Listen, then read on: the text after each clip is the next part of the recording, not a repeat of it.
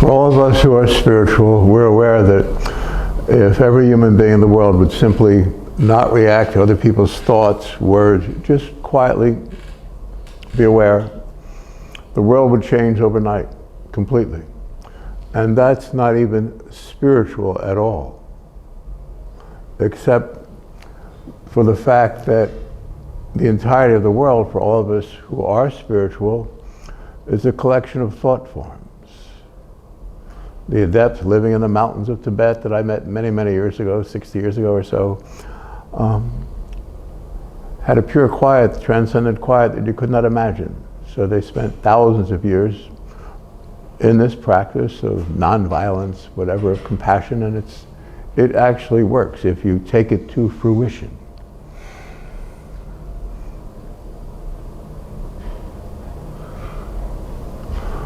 So let's not react to other people's thoughts, feelings, intentions.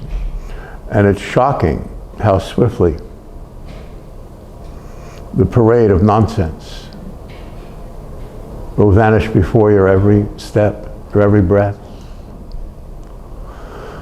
We use different methods of breathing, being aware. For me, as someone who's taught this Health Planet Institute, where you exteriorize your concentration.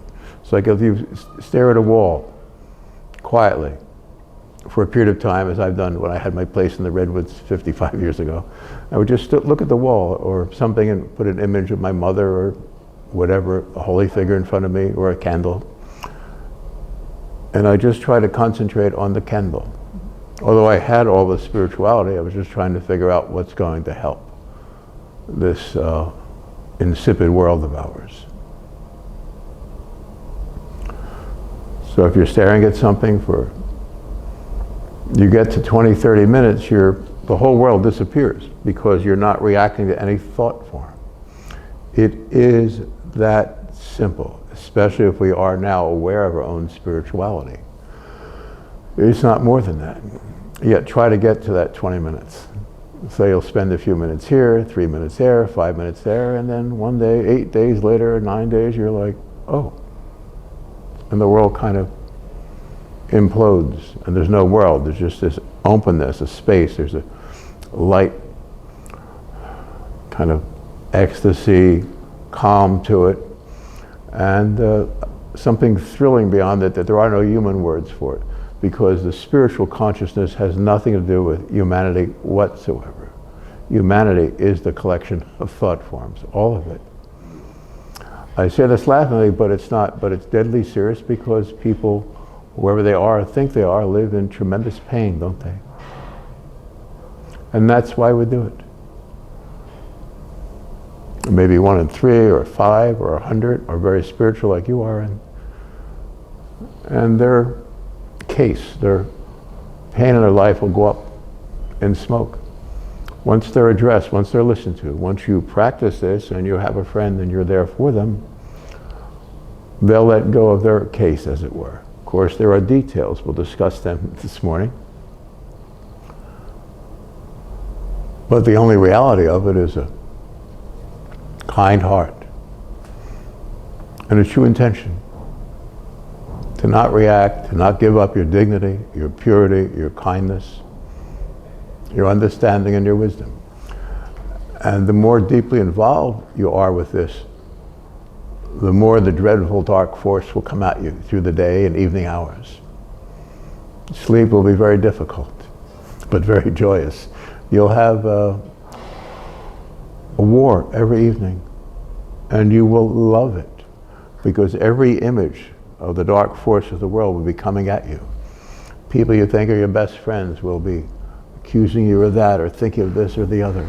And they'll have a sub-personality behind them, a being, and they're all thought form. But if you know that, you'll roll through the evening on a cloud. You will be that cloud, you are that cloud.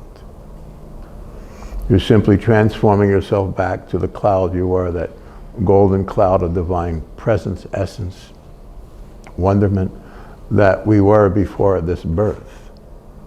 Being born into this world is as Goethe said, we're guilty without wanting to be and innocent without knowing. And that was a beautiful poet and intellect stating it in those words, but spiritually it means that you're set up from birth, the idea of a Garden of Eden. As soon as you think you're a physical body, though you may love and be attracted, that kills everything, kills the simple joy of divinity. It's not about lust, or as long as there are two people in the world, there will be pain and hatred. There is no separation in spiritual consciousness. It's a higher experience.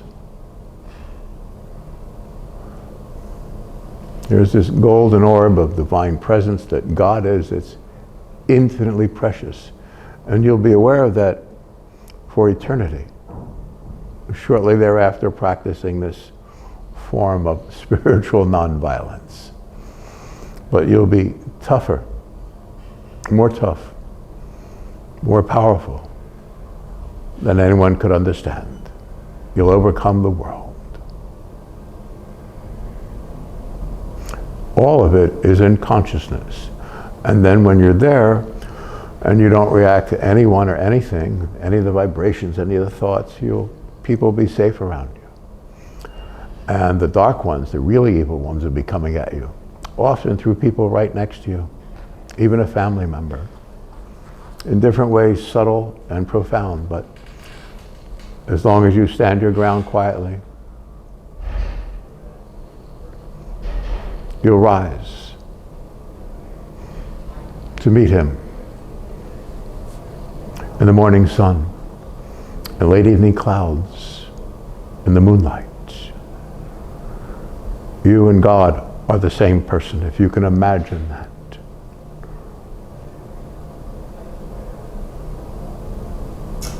Imagine that.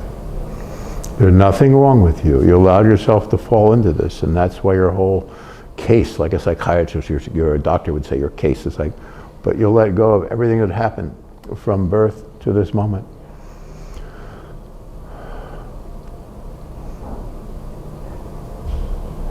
Every traumatic experience you had will drift, and you'll see the reality of what happened and what thoughts were behind it. I say thoughts more than it might be. I went through a roof 60 years ago. I live in pain, but I don't show it. And because I know I'm not this collection of thought form. I absolutely know you are not the collection of thought forms. You are God's answer to the horrors, the real horrors of this world. We begin by not reacting, not giving up our dignity, our understanding, our wisdom. And at the same time, a problem with that is we have this quality called humility. It's so deep. It's hard to make a stand. So we don't make a stand. We're here quietly, deeply, for those around us, and we gather different ways and means to lift the sense of reality to those around us that we find worthy, to lift them and lift them through allowing them to be, acknowledging their purity and their divinity. I say divinity, we're not God, but we become that, and yet we are that. God is infinitely more subtle. And the more you experience this, like my friends in India, the Tibetan buddies and all, they'd sit in a room, there'd be, the chants and the bells, and in the middle of where they lost 1 million people through the most horrible circumstance of violence and vileness, and yet they stayed in this state of equanimity where their prayers, they know, are forever and touch the souls and heal. It's quite extraordinary when you really think you know what manhood is. You'll see it then. It's powerful. No thought, no feeling, no insult can touch them. And they're here for you now. And you are here with them now. And you are them now. And you and they and God are one infinitely subtle, pure presence. As soon as we escape body consciousness We become a golden orb, 1,000,000,000 times more bright and powerful than the sun.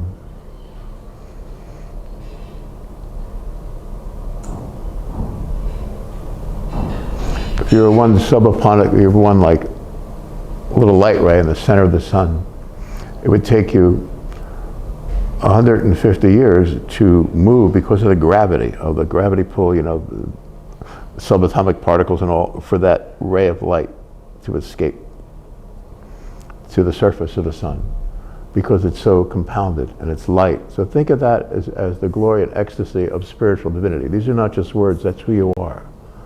So you're going to escape the bonds of this earth by understanding, yes, your light, your air, your kindness, but as soon as you escape physical consciousness, you're not going to want or need this or that or the other. That's why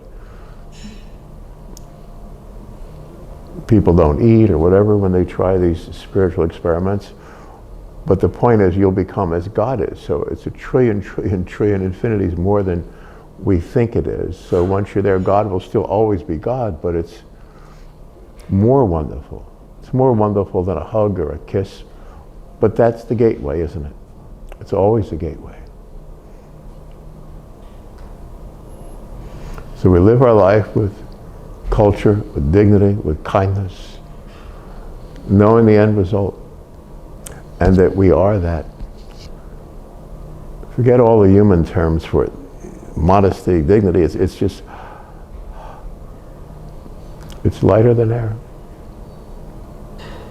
You're lighter than air. Kinder than a kiss. Sweeter than everything. That's who you are. That's why we seek seclusion from time to time, or we just want to be with the one we love. Be near our pet. Look at a child with kindness. Remember our mom. These are the touchstones to unending infinite glory. That's who you are. Again, we fell into this world. We're guilty without wanting to be. It doesn't matter what happened. This happened when you're 3 years old. You're talking to a friend at 4 years old and a door slammed really hard. You both turned around and there was a bad person. You have all these different collection of traumatic incidences. And if you get very quiet, as I've done for 50 years with people, and have them just express their case, what happened in their life and so on. And I don't react to it whatsoever. They feel free to speak. It's remarkable. They'll feel more free, and there'll always be something spiritual at the end of it. Guilt for not taking care of this one or that one, or anything and everything. And you don't react, and you're there, and you acknowledge it. And simply saying, if we just begin that way, and that's not spiritual at all, that's simply not reacting to the collection of thought forms that the world is. The car doesn't weigh 1.5 tons. The body doesn't weigh 200 pounds. It's weightless. There is no body. It's all thought form. This is being said to all of us who are spiritual. We are spiritual. These words mean everything. When you're very clear on that, the dark forces, these lost beings that are devils, will be coming at you sometimes through a dear friend. Mostly someone you work with. It could be a younger person. It could be whoever, whatever. But there's always something, that force behind it. And if you know that, you can look Satan in the eye. There is such a being, Satan, Lucifer, whatever you want to call it. And if you can be that quiet, it's amazing. You'll understand everything. You'll never be confused. But the dark forces will still come through you, come at you. In the most subtle means. It'll make you more subtle and more subtle until you get to a place where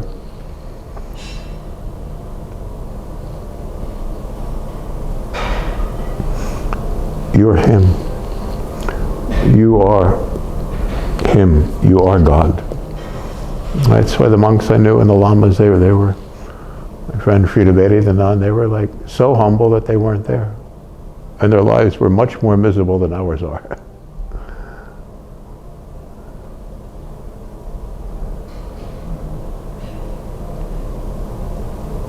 You are the golden light of yonder sun, the divine sun, the Holy One. It's you, isn't it you? I know that it is you. There's nothing wrong with you. There's everything right with you. We begin quietly by not reacting, and then these dark forces that project the seeming reality of this world will be at you more intense, and you'll actually learn to love it.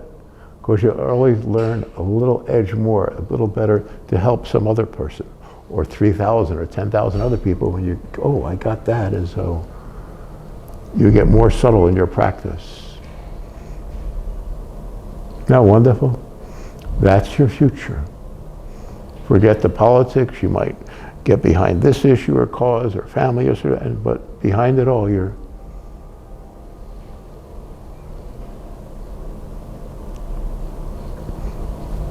the quiet. You're that, not this.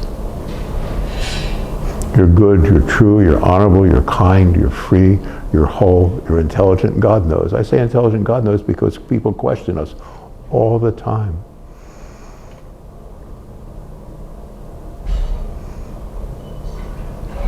And if you're very quiet, I'm around people that are very learned and this and that and the other, and because I'm quiet, they think I understand what they do because they feel free to speak, and I'll acknowledge it, and so they can let go of that. And at a point I'll express somehow something of a spiritual sense, and oh, and it will open up for them.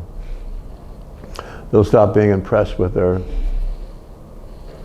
intellect,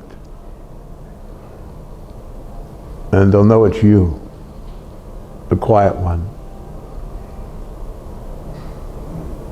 who maintains the gift, let's get biblical, of eternal life.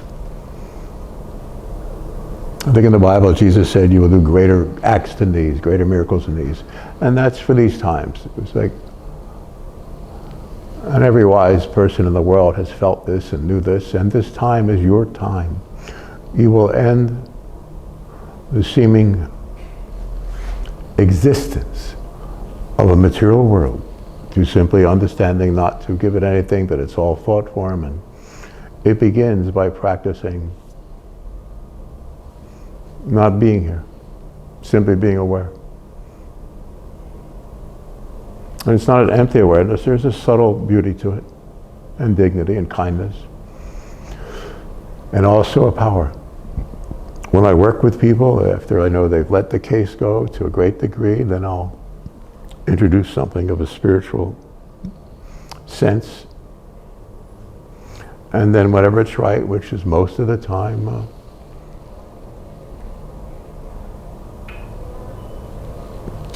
that God is will move through me, and the room will start to shake a little bit, and you have this gift. We begin by being aware there's nothing wrong with us. There's nothing that we mentioned of Jesus or my holy lamas, or I've met people all over the world from Egypt and so forth and so on, the head of the Sufi people, many, many, many people who are like very deeply spiritual. It doesn't matter about this or that term of the world or a particular religion or whatever, it just is. So when you're there, the whole world will go up in a puff, and there's no stand to make about the world. You will become the direct agency of Almighty, everlasting, infinite God, our Father and our friend. You are that. You gave yourself to this.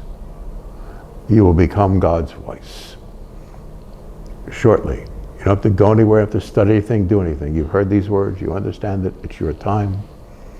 It's got nothing to do with history, the history of time or place or person or anthropology or any study. It doesn't exist. You know more. There are no experts. They're all lost. There might be well-meaning, beautiful hearts that are involved in this or that or the other. But this understanding you have of this oneness, of a universal calm and purity, and that you're his voice. That's the beginning of knowledge and the end of the world.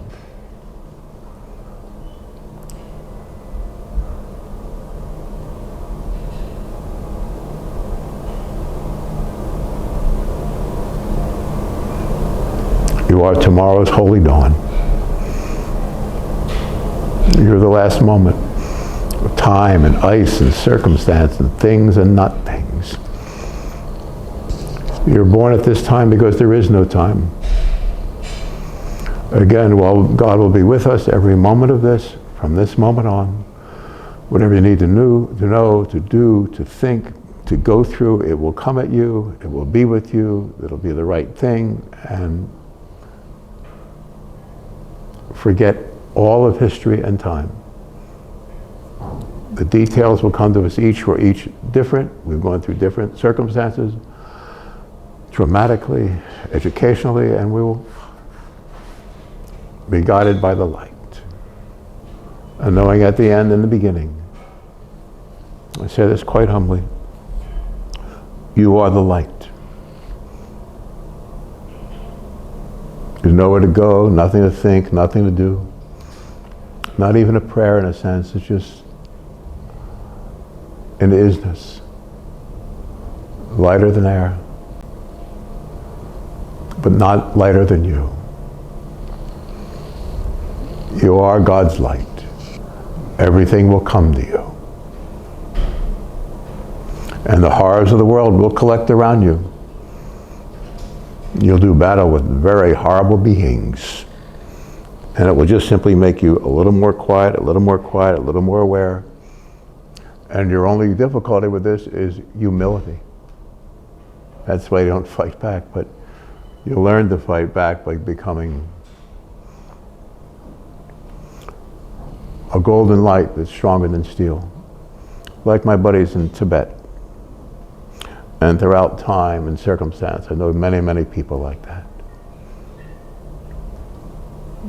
Haven't you? We begin with our mom and we move on out through that. And we'll free every good soul in a very short time. Thank you for listening. Thank you, Mr. Skolter.